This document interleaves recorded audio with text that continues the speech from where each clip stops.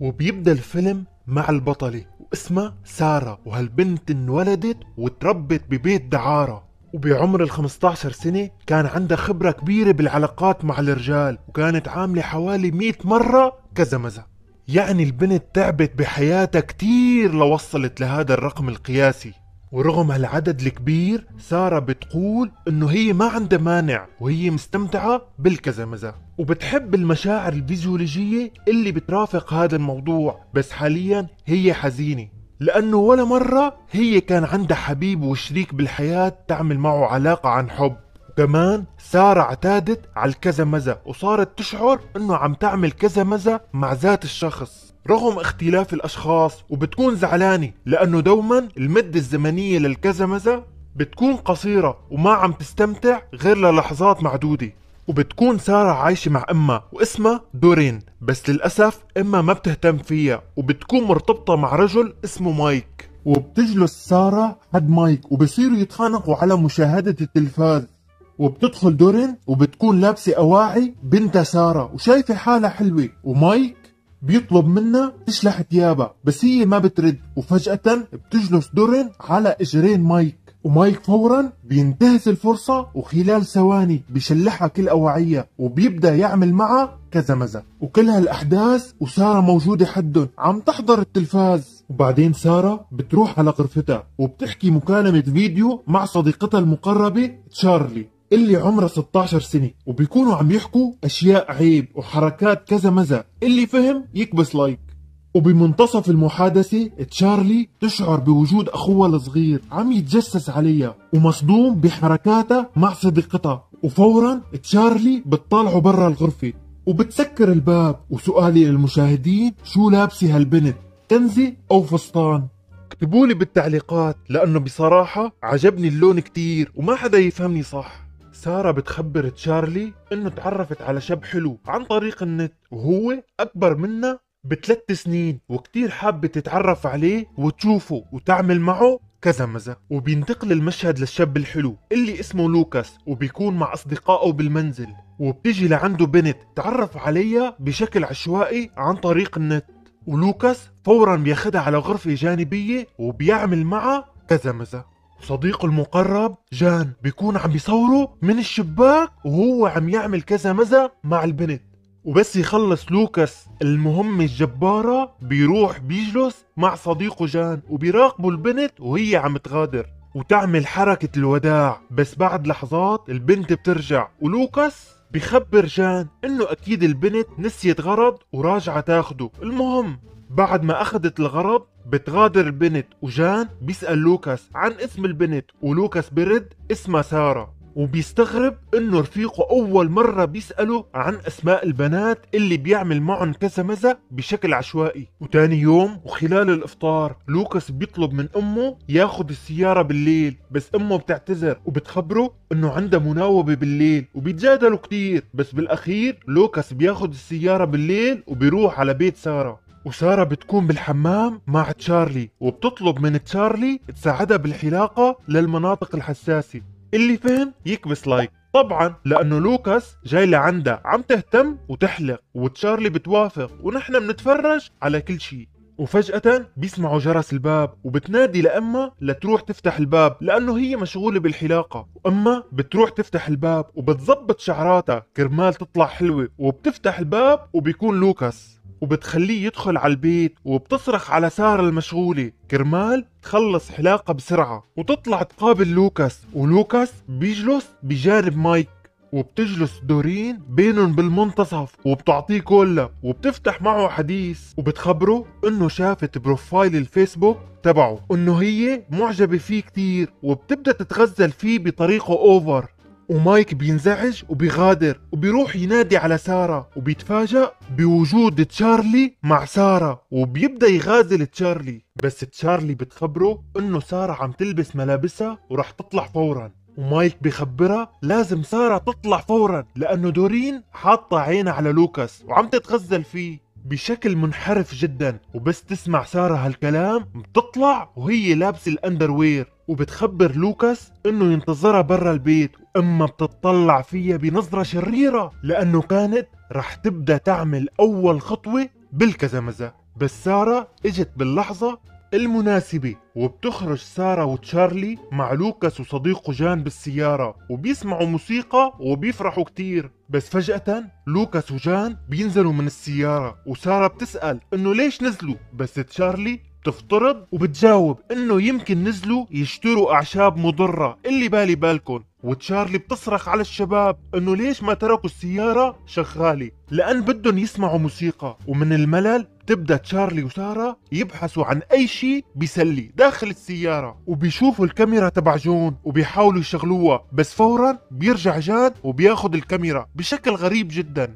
وبيترك لوكاس لحاله اللي بيكون دخل على بيت فيه 3 رجال، وبيعطيهم الفيديو اللي مصوره مع سارة بالتخت. والرجال بيشوفوا الفيديو وما بيعجبهم، وبيطلبوا منه انه الفيديو يكون اوضح والبنت تكون احلى من هيك، والمؤهلات تبع البنت تكون كبيرة، خاصة الخلفية.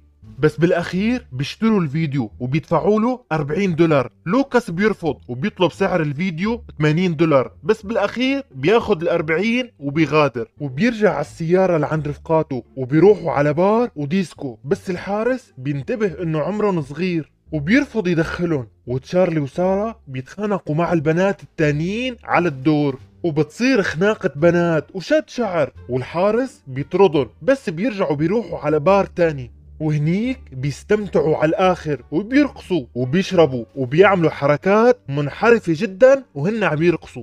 وبعدين بيرجعوا على البيت وبيروحوا على حديقة فيها مكان للتخييم، وبصيروا يضحكوا ويحكوا قصص. بس بعدين جان بياخد تشارلي وبيروحوا على مكان وزاوية مظلمة، وجان بينتهز الفرصة وبيبوسها. وكمان سارة بتصير تتقرب من لوكاس وتغازله وتعمل له حركات تعلمتها من سنوات الخبرة اللي عندها. بس لوكاس بيكون مو مهتم وما بده تكون العلاقة بينهم عبارة عن كذا مزة فقط، لأنه هو فعلا ابتدى يحبها عن جد وبيخبرها انه هي حلوة كتير. وبهالوقت بيكون جان انتهز الفرصة على الآخر وعم يعمل كذا مزة مع تشارلي. بس بمنتصف الموضوع بيوقف لأنه بيخاف تصير تشارلي حامل. بس تشارلي خبره استمر، أنا آخذة كافة الاحتياطات.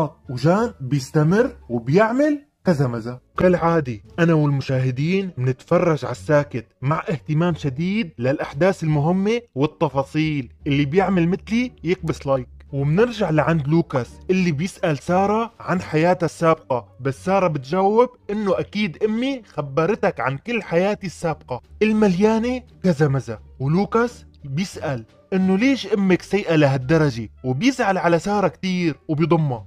وبيروحوا سوا على بيت سارة وبينام عندها، بس من دون ما يصير بينهم كذا مزة. ولكن تاني يوم الصبح أول ما بيصحى بيعمل معها كذا مزة بطريقة جدا حلوة. وسارة أول مرة تستمتع بالكذا مزة لدرجة إنه بتصير تصرخ من السعادة. وبتجي إمها وبتصير تراقب بنتها من الباب، وبتشاهد كيف لوكاس عم يعمل كذا مزة مع بنتها، وبتكون سعيدة كمان. بس لوكاس بيشعر بوجود حدا وبيوقف، وسارة بتطلع لبرا وبتروح لعند امها. والام بتسأل بنتها كيف كان لوكاس معك، هل انت مستمتعة؟ وسارة بتخبرها انه هي اول مرة تشعر بشعور السعادة. والصدمة انه الام بتطلب من بنتها تتشارك مع العلاقة مع لوكاس، لانهم هن بيتشاركوا بكل شيء منذ الطفولة. بس سارة بترفض تتشارك لوكاس مع امها وبتعصب. وبينتقل المشهد لتشارلي، وبتكون عرفت انه هي اصبحت حامل، والمشكلة مو عارفة مين الاب، لانه كمان هي بتشتغل بالكزمزة مقابل مصاري، يعني كمان هي بتتعب. شو رأيكم، بتتعب او لا؟ اكتبوا لي بالتعليقات. ومنشوف جان عم يسأل لوكاس ليش ما عم تصور مقاطع فيديو وانت عم تعمل كزمزة مع سارة وتبيع على العصابة. بس لوكاس برد انه مستحيل يكرر هالتصرف مع سارة، وجان بيهدده انه اياك تحب سارة لانه هي من عائلة غير محترمة. وتشارلي بتخبر سارة عن موضوع الحمل، وبيروحوا سوا يشتروا اغراض وملابس للبيبي، وكمان بيروحوا سوا على محل لانجوري خاص بالسيدات المتزوجات، وبيشتروا أواعي مثيرة، وبيروحوا على بيت سارة وبصيروا يجربوها أمام بعض. وبيشلحوا الأواعي أمام بعض عادي، ونحن المشاهدين كمان بنتفرج عادي. وسارة بتخبرها انه لازم تعرفي مين ابو الولد كرمال تسجليه بالقيود عند الدولة. وتشارلي بتخبرها انه هي شاكة ب3 اشخاص يكونوا هن ابو الولد، ورح تختار واحد منهم وتخبره انه هو الاب. وتاني يوم دورين تتخانق مع مايك وبتخبره انه هي ما عم تستمتع معه بالكذا مزة، انه الاساليب تبعه قديمة ولازم يتعلم من لوكاس. ومايك بيرد عليها وبيخبرها انه هي وحدة غير محترمة، وبيحكيها شغلات عيب احكيها، وبيخبرها انه هي اصبحت كبيرة بالعمر ورح يتخلى عنها. ودرن بتزعل وبتصير تبكي، وسارة بتحاول تواسيها قبل ما تروح وتلتقي بلوكاس. وبهالوقت تشارلي بتلتقي مع واحد من الاباء ال3 المحتملين، وكمان بهالوقت بتكون سارة مع لوكاس عم تعمل معه كذا مزة بالسيارة. وتشارلي بتطلع تمشي بالشارع وبتتصل على سارة وبتخبرها انه الشخص اللي التقت فيه اليوم هو كتير سيء وتعامل معه بطريقة غير محترمة. وبهالوقت بيروح لوكاس وسارة ليكفوا الكذا مزة بالبيت. بس الغريب انه لوكاس بيطلب من سارة يصور مقطع فيديو للكزمزة، وسارة بترفض بس بترجع بتوافق. وبمنتصف الكزمزة بتدخل ام سارة دورين وبتنام حد سارة على التخت وبتصير تضحك. ولما سارة بتطلب من امها تغادر بتجاوب امها اذا بدك انت غادري وتركيني مع لوكاس. ولوكاس بينتهز الفرصة وبيعمل كزمزة اسطوري مليان حركات غريبة، وبيعمل نسكافيه 3 ب1 مليان سكر وعسل. وسارة وامها استمتعوا على الاخر، بس انا نوردن روحي تعبت لانه الفيلم وملخص الفيلم فيه اكشن واثارة جدا. وبينتقل المشهد لتشارلي وهي بمطعم وبتلتقي بالصدفة بمايك، وبيخبرها انه هو حابب يعمل معها كذا مزة مثل ايام زمان. ايه مايك عامل كذا مزة مع تشارلي من زمان، بس هالمرة تشارلي بترفض وبتغادر، بس مايك بيمشي وراها وبيخبرها انه هو بيحبها وبده يتزوجها. وتشارلي بتخبره انه علاقتها معه كلها غلط بغلط.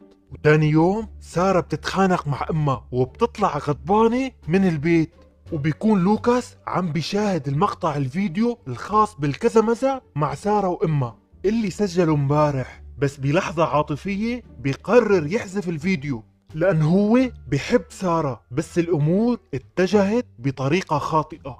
وبيخلص الفيلم مع مشهد لسارة وبتكون جالسة لوحدها بالظلام وبتقول جملة شهيرة: كل الرجال في هذه الحياة عبارة عن قمامة وأوساخ. وهيك بيخلص الفيلم. لا تنسى زر اللايك للفيديو وشاركني رأيك بالتعليقات وانضم لعيلتنا بالقناة.